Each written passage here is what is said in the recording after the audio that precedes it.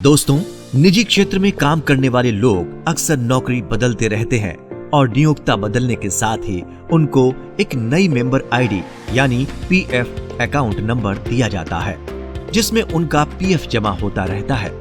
नियमानुसार ईपीएफ सदस्यों को अपना पुराना पीएफ अकाउंट नए अकाउंट में ट्रांसफर कराना होता है। इसके लाभ हैं: 1. जमा धन में कंपाउंडिंग का प्रभाव। 2. जमा धन पर सर्वोत्तम ब्याज की आय। 3.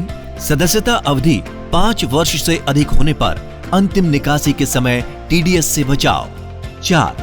सदस्यता अवधि के जुड़ते रहने से 10 वर्ष की सदस्यता पूरी होने पर पेंशन के लिए पात्रता। हमने पिछले वीडियो में यूएएन के बारे में बताया था। इसमें यह भी बताया था कि 12 अंकों वाली ये संख्या जीवन पर्यंत सदस्य की पहचान रहती है और इसी के अंतर्गत उसके विभिन्न पीएफ खाते जुड़े रहते हैं। हालांकि आधार सत्यापन के कारण एक व्यक्ति के एक से अधिक यूएएन नहीं हो सकते हैं, किंतु यूएएन की शुरुआत में आधार सत्यापन की व्यवस्था न होने के कारण एक से अधिक यूएएन हो जाना संभव था।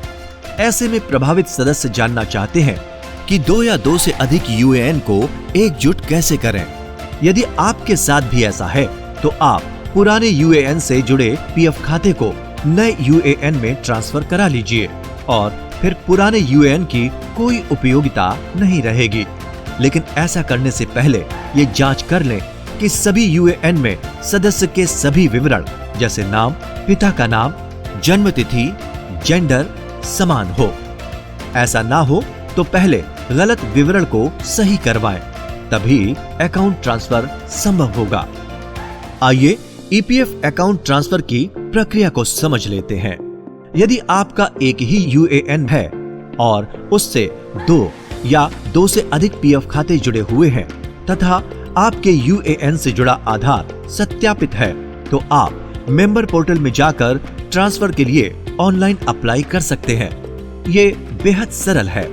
ये भी जरूरी है कि पूर्व पीएफ खाते में नौकरी छोड़ने की तिथि यानी डेट ऑफ एग्जिट दर्ज की गई हो तथा नई नौकरी में ज्वाइन करने की तारीख उसके कम से कम 1 दिन बाद की हो। डेट ऑफ ज्वाइनिंग और डेट ऑफ एग्जिट नियोक्ता भरता है। यदि नियोक्ता ने डेट ऑफ एग्जिट ना भरी हो तो नौकरी छोड़ने के 2 माह बाद सदस्य स्वयं भी इसे भर सकता है। इन मामलों में ऑनलाइन ट्रांसफर संभव नहीं है। इसके लिए फिजिकल फॉर्म भरना होगा। 1. यदि पूर्व में अकाउंट ट्रांसफर किया जा चुका हो और उसके बाद उसमें कोई राशि जमा हुई हो, उसे ट्रांसफर करवाना हो। 2.